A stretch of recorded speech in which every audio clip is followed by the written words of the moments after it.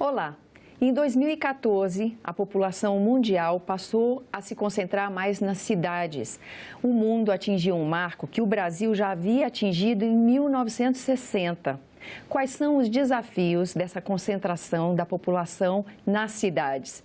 Principalmente em momentos que a gente já sofre as consequências do aquecimento global. Recentemente, vimos no Rio de Janeiro o que a alteração do regime das chuvas, da água, pode provocar numa cidade. Para conversar conosco sobre isso, está aqui o professor da Faculdade de Arquitetura e Urbanismo da Universidade de Brasília, professor Frederico Fóscolo. Muito grata pela sua presença aqui conosco. Eu já adianto para você que nos assiste que o assunto é complexo e rico, porque na nossa conversa já comecei a depreender que o urbanismo agrega políticas públicas de vários setores. E conversando com o senhor aqui antes da gravação, a primeira sensação que me deu é que, nossa, uma fonte de conhecimento como é a arquitetura e urbanismo, uma área de trabalho como essa, que engloba tantas políticas públicas, os seus desafios às vezes parecem que não têm solução, porque demanda a sensibilidade de gestores que estão em pontas diferentes, que têm perspectivas diferentes, e é isso mesmo que acontece? É verdade, né? A arquitetura e o urbanismo, elas cada vez mais têm se tornado claro que são coordenadoras de grandes variáveis, de áreas científicas inteiras, porque se refere ao projeto humano de viver nas cidades. A maior parte da humanidade hoje vive nas cidades, isso torna as políticas urbanas muito importantes para a maior parte da população. Uma política urbana, ela necessariamente, ela vai coordenar políticas de saúde, políticas de educação, políticas econômicas, políticas de emprego, política de segurança, vai coordenar só tudo. A cidade é onde nós vivemos. Então, a arquitetura e o urbanismo cada vez mais são parte dessa grande ciência e política do habitat. Então, é isso que nós temos e os governos, eles têm que agir rápido, porque nós estamos trazendo para o século XXI, especialmente no Brasil, hábitos, visões de mundo, modos de proceder, protocolos antigos. O próprio arquiteto tem que se renovar, porque nós temos uma figura tradicional do arquiteto e urbanista que é um burocrata, um ser instalado no aparelho de Estado, a partir de onde ele ajuda de forma secundária as políticas públicas a serem delineadas. Isso tem que acabar. Nós precisamos dar uma nova cidadania a esse arquiteto urbanista. Na Universidade de Brasília, por exemplo, estamos com uma disciplina chamada Advocacia Urbana, onde o papel do arquiteto urbanista é um papel de multidisciplinaridade, de debate público, de enfrentar, criticar e colocar as políticas de Estado e desafiar as outras profissões a termos dentro da cidade essa grande assembleia de ideias. E isso realmente é importante para o futuro. Agora, isso parece uma coisa meio distante de ser aplicada na prática, né? Porque a coisa que me chama a atenção nessa sua fala é a questão da cidadania. Então, assim, o gestor tem que estar sensibilizado para as questões da cidade. Quem além do cidadão é mais indicado para provocar essa sensibilidade no gestor, né? E no Brasil, por exemplo, a gente vê, vou citar novamente o caso do Rio de Janeiro, porque é recente e muito dramático o que está acontecendo ali, né? Com essas chuvas. A gente, quando você vê as consequências do que a chuva causou, na hora o que emerge são várias questões de gestão pública, né? Naquela periferia onde uma linha de 60 prédios estão condenados, mas aí você vai ver a origem desses prédios, eles estão construídos sem uma fiscalização, mas não tem uma fiscalização porque tem uma questão de segurança envolvida, de ocupação de áreas periféricas da cidade. Parece uma bola de neve insolúvel. Então, assim, se nós somos pioneiros na ocupação das cidades, nessa concentração de gente nas cidades, estamos à frente, imagina, em 2014 no mundo, anos 60 do século passado, o que a gente tem a oferecer como know-how? O que a gente aprendeu disso ou nós não aprendemos, não? O que é que a gente tem que correr atrás? Como é que o urbanismo está vendo isso? Olha, essa questão das políticas públicas é o ponto central, né? Nós temos que entender como é que o Brasil faz ou não faz políticas públicas. As políticas públicas dependem crucialmente de inteligência dos fatos. Uma coisa que é fundamental para os governos é que nós confiemos na nossa inteligência dos fatos, aprendamos com as lições e com os erros e possamos fazer políticas públicas que elas se aprimoram. A coisa é simples de dizer, mas parece muito difícil, porque há um conservadorismo das más práticas, há um conservadorismo dos maus resultados e a gente não aprende com os erros. Você vê o caso do Rio de Janeiro, as enchentes cariocas, as enchentes paulistas, as enchentes nas grandes cidades, revelam um modo de urbanizar irresponsável. As cidades se orgulham do asfalto que impermeabiliza, se orgulham da ocupação urbana intensa que impermeabiliza. As cidades ignoram os rios e os encaixotam nascentes, encaixotam tudo, não fazem a conta de chegar com relação aos déficits hídricos. Isso é desinteligência.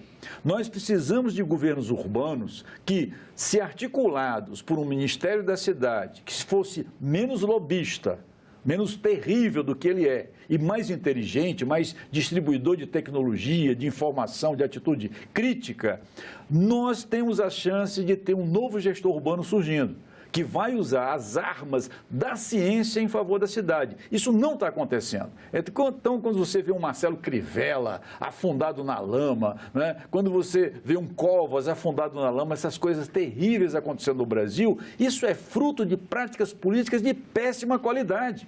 E parece que nós não paramos de nos comprazer com isso. Não há nenhum custo para esses políticos. Eles continuam a lidar com a crise como um mau médico lida com a doença que está matando o paciente. Então, todo dia ele vai lá e passa um analgésico e nada é feito com relação a um bom diagnóstico e uma boa conduta terapêutica. Mas quem forçaria essa conduta terapêutica seria o cidadão? Porque, por exemplo, vamos pensar no caso de São Paulo. Tá? As enchentes que acontecem em São Paulo, quando nós vamos chegando no desfecho da cobertura, a gente sempre desemboca no seguinte: olha, o jeito que o cidadão trata o lixo colabora em muito para a gente ter esse mesmo cidadão sofrendo com as águas que invadem suas casas, levam seus carros embora.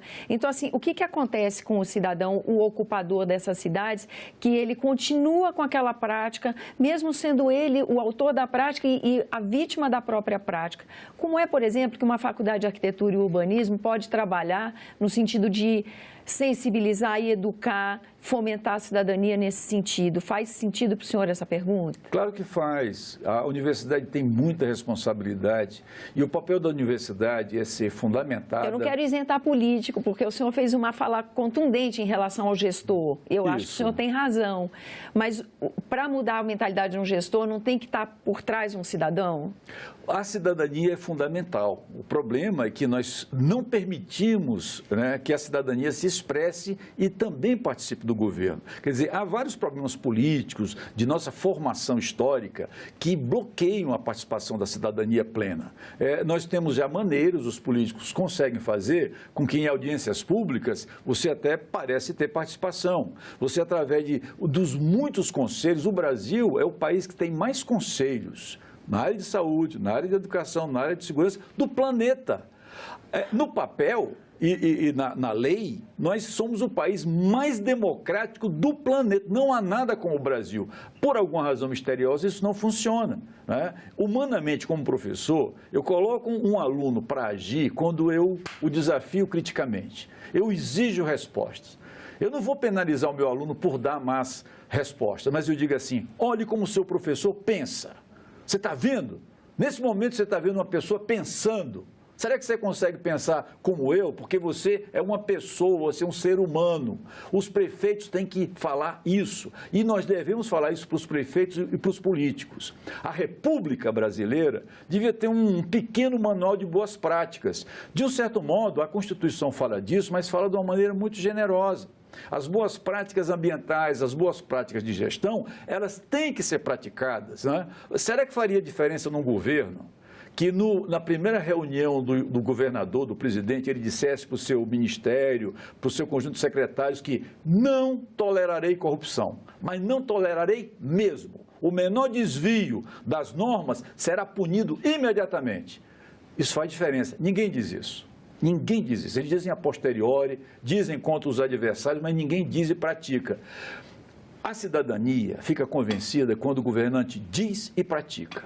A gente precisa de gente que mereça essa credibilidade. Se os políticos continuarem esse jogo de hipocrisia, fazendo o que querem, vivendo a vida de conforto, arrebentando com os recursos naturais e as oportunidades históricas do Brasil, a gente não vai sair do lugar. Mas não sai. Depende de vontade política. É o desejo que você tem de se curar, é o desejo que você tem de sair daquela pasmaceira. E isso é fundamental para a cidadania e para uma política urbana funcionar. Agora, é isso que eu disse para o senhor quando nós começamos nossa conversa, ainda antes da gravação. Olha como para mim, a sensação que fica é que as questões do urbanismo, como elas são intrincadas com outras coisas, porque esse gestor que o senhor descreve, ele também está atrelado a uma questão de reforma política, porque o que é que acontece com a sociedade na formação das suas lideranças, não é? Exatamente. Mas... Porque a qualidade do gestor vem da capacidade da sociedade de formar essas lideranças políticas. Elas estão tendo voz ou não? Elas estão conseguindo acessar o caminho para chegar numa gestão pública ou não, né? Não estão conseguindo. Não estão conseguindo mesmo. E a gente vê tanto o episódio de polarização recente do Brasil, entre ideologias que se opõem com relação à participação popular, à própria concepção de poder, mas você vê também uma questão grave na política, né? Por exemplo, eu como professor, eu posso ter uma turma de 10, de 100, de 1000 alunos. Eu sou capaz de intimidar a turma. Eu sou capaz. Eu sou capaz de desempoderar na hora 1000 alunos e deixar todo mundo calado. Eu sou capaz. Eu, como governante, faço a mesma coisa com a minha cidade. Eu sou capaz de calar a minha cidade. É só ver Vargas, é só ver FHC, é só ver Lula. Esses governantes realmente são capazes tanto de calar quanto de fazer falar. Então nós precisamos realmente de um estilo de liderança que seja capaz de elucidar o problema do Brasil. Isso acontece ou por iniciativa própria ou o mundo vai exigir isso do Brasil. Por exemplo, no momento que a gente tem carne de má qualidade, que a nossa corrupção política atinge a nossa comida, os bens de exportação, o mundo diz assim: Brasil, eu não vou comprar nada de vocês. Brasil, vocês são um país que não está fazendo o trabalho direito, com o ambiente, com a carne e com o povo. Não vamos fazer negócios com vocês. Isso vai acontecer com frequência cada vez maior.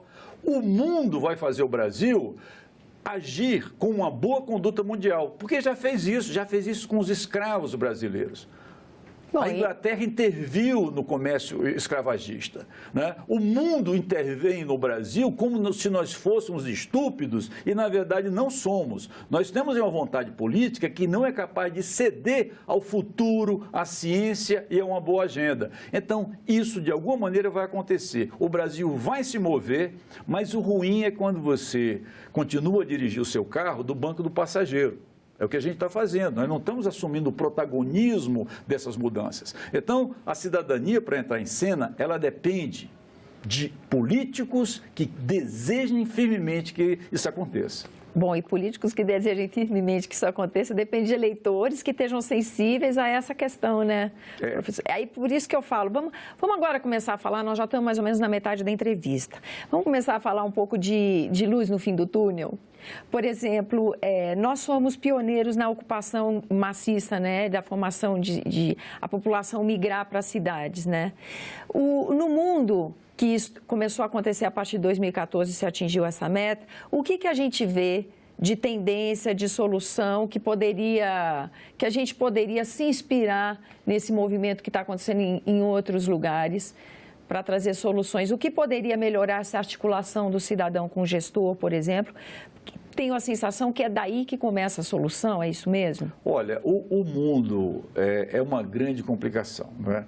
Porque você tem esse fato de que a maior parte da humanidade, há pouco menos de uma década, passou a viver em cidades. Mais de 51% da humanidade está vivendo em cidades. E nós temos uma rede mundial de cidades que, por algumas avaliações, chegam a 30 mil cidades no mundo, por outras a quase 80 mil cidades. No Brasil, nós temos cerca de quase 6 mil cidades. A maior parte dessas cidades é muito pequena, e tem muito pouca força econômica. A economia brasileira é dominada por uma rede de 20, 30 cidades. E em 20, 30 cidades, mais da metade da população brasileira habita. Nós devemos ter uma política urbana que se difunda e fortaleça essa imensa riqueza brasileira, que é essa rede de quase 6 mil cidades. Essas cidades, elas são pequenas o suficiente para terem uma democracia quase direta. Então, nós temos que reinventar o Brasil urbano nesse sentido. E há luz no final do túnel, porque no mundo inteiro há uma competição pelos recursos do planeta. Nova York, que parece confinada a Manhattan, Brooklyn, aquele pedacinho de mundo, na verdade é gigantesca. Nova York consome recursos no mundo que dão mais ou menos o tamanho do Ceará, dá quase uma baía de recursos planetários. Para alimentar uma Londres de verdade, ela consumiria os recursos da Inglaterra inteira, se o mundo inteiro não fornecesse material para Londres viver e manter seu estilo de vida. E a gente chama isso de pegada ambiental. As grandes cidades têm pegadas ambientais que hoje elas comem o planeta. Algumas cidades, uma parte privilegiada da população do mundo, está consumindo as riquezas do planeta, enquanto que quase 7 bilhões de pessoas estão tendo um acesso cada vez mais restrito. Então, o futuro é triste do ponto de vista desse acesso.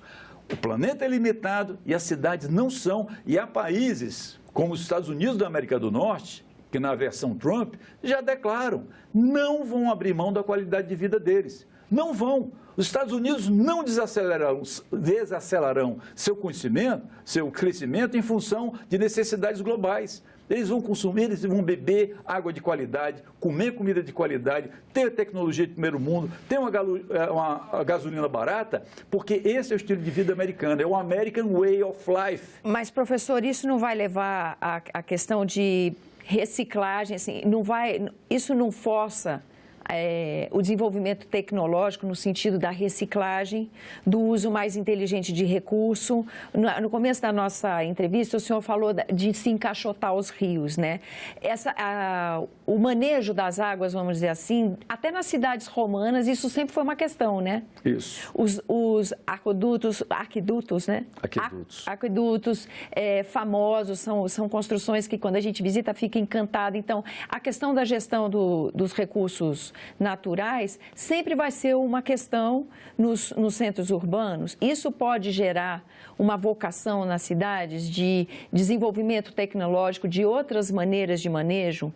Há essa esperança? Isso é muito romântico da minha parte perguntar? Há um romantismo no sentido, até o modo brasileiro de absorver tecnologia é muito esquisito. A maior parte da tecnologia que nós absorvemos, seja na indústria automobilística, na indústria da mobilidade, até na medicina, é copiada. Nós somos os maiores compradores de patentes e serviços que o mundo produz. Estou dizendo mais um problema, investimento em pesquisa científica. E temos que ter inteligência própria, quer dizer, a decisão de tornar as cidades brasileiras sustentáveis tem que ser brasileira e não pode ser tomada por um dirigente deslumbrado que visita Estrasburgo, que visita Paris e vem de lá com receitas mágicas que só funcionam lá. Por quê? A grande virtude dos europeus é pensarem com a própria cabeça. A referência da Europa é porque eles já vêm resolvendo os problemas dele dessa maneira. Só que quando você pensa com a própria cabeça, você coloca o mundo do seu lado e os recursos. A parte do leão será sempre sua. O Brasil tem que aprender a fazer isso. O Brasil tem que aprender a pensar com a própria cabeça e a lição de sustentabilidade é nossa, é responsabilidade nossa. Você vê Brasília, desde o final da década de 70, sabe qual é o limite populacional para que você tenha uma gestão de água sustentável. A gente sabe. Esse número foi definido no governo de Ernesto Geisel, quando Brasília fedeu, quando o Lago Paranoá estava podre de tanto excremento que Brasília jogava no lago. O Ernesto Geisel não aguentou aquilo, mandou fazer um estudo, mandou fazer as estações de tratamento e a gente, pela primeira vez na cidade brasileira, ficou sabendo qual era o limite ecológico, que no caso da Bacia do Paranoá é bem preciso, é da ordem de 2.400.000 pessoas, para o Distrito Federal inteiro. né? Então, nós sabemos, no entanto, Brasília já está com 3 milhões de habitantes. Nós ultrapassamos esse limite e o governo Hollenberg, os governos Rodrigues, os governos Arruda, o governo Cristóvão não pararam de acelerar o crescimento urbano da cidade. Esse governo ibanês está inaugurando cidade nova. Nós estamos para ter uma cidade nova, né? Para a classe média alta em Sobradinho. Somos loucos, irresponsáveis, ao saber do limite ecológico e ao investir numa fronteira econômica imaginosa. Totalmente imaginosa, pensamento mágico. Como é que você resolve isso? Quer dizer, um governante desse está sendo totalmente louco e irresponsável com relação ao futuro. Então, nós sabemos os nossos limites, nós sabemos quando devemos parar e não paramos para pensar em termos de mudar nossas condutas e tornar, por exemplo, Brasília, que é um caso fundamental, tornar Brasília sustentável. Tornar Brasília sustentável é a pior coisa que você pode dizer para um político brasiliense. Por quê? A nossa mentalidade é que a ciência ambiental nos limita. Não, você com essa sua ciência ambiental está me dizendo que eu não posso ter mais gente em Brasília. Desse jeito, não. Desse jeito, não. Brasília teria uma capacidade para 6, 8 milhões de habitantes? Sim, mas teria que ser sustentabilíssima. Você tinha que ter um outro modelo de ocupação urbana. Com o modelo atual, onde a gente está estragando o território, estragando as reservas de água, contaminando lençóis freáticos, os 3 milhões de habitantes vão ser um pesadelo. Então, com muito menos gente, a gente já chegou no limite.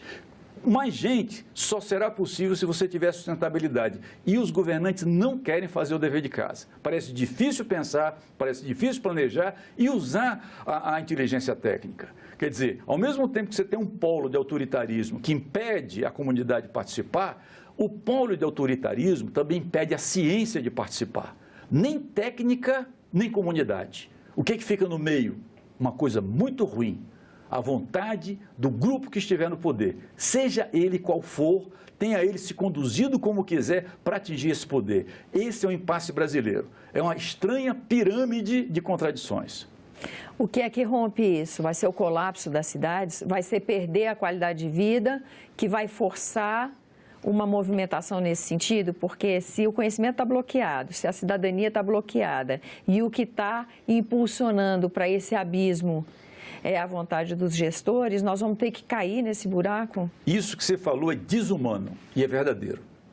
Chega a ser desumano ser tão pouco inteligente. Chega a ser desumano não aprender com um só erro do passado e não reconhecer as lições do futuro, não reconhecer a própria ciência. O que está acontecendo agora, no caso de Brasília em especial, é desumano, porque nós sabemos os limites, nós temos conhecimento para superar, fazer um projeto de cidade realmente sustentável e você não tem a vontade política nessa direção. Por quê? Porque o governador tem escrúpulos com relação aos seus compromissos políticos. O governador, seja quem for, tem escrúpulos com relação a paralisar o seu projeto político, que é de expansão. Ele quer mostrar poder. Todos os governadores querem mostrar poder, querem aprovar novos loteamentos, querem aumentar a sua clientela, querem convencer o empresariado de que eles desenvolvem, só que eles não têm refletido acerca do que é esse desenvolvimento e que há desenvolvimentos extraordinariamente brilhantes. E quando isso acontece na Rússia, quando acontece na Itália, na Inglaterra, nós vamos correndo tentar aprender aquilo que nós já sabemos, mas queremos imitar e buscar uma autorização, uma legitimação absurda. Então, há um problema sério até de cognição da própria realidade de identidade no Brasil. Professor, já chegando aqui no fim da nossa entrevista, mas faço essa pergunta para o senhor. Diante de um quadro assim, dessa impossibilidade imediata de qualquer solução, de qualquer alento, vamos dizer assim, um caminho seria a formação crítica de quem consome o que é oferecido, por exemplo, um projeto de expansão irresponsável, como o senhor citou, vamos num pontual, só para dar um exemplo prático, de Sobradinho, onde está se planejando um bairro ou uma cidade já de classe média alta. Seria municiar esse consumidor de falar, olha, Se você entrar nisso, nessa engrenagem, você vai estar ajudando a alimentar um tiro no seu pé, porque você vai ocupar um espaço e ao fazer isso dessa forma, você vai estar comprometendo o seu próprio bem-estar. Tem como o mundo acadêmico, a academia, ajudar na propagação de condições de municiar esse consumidor, se pelo menos por aí?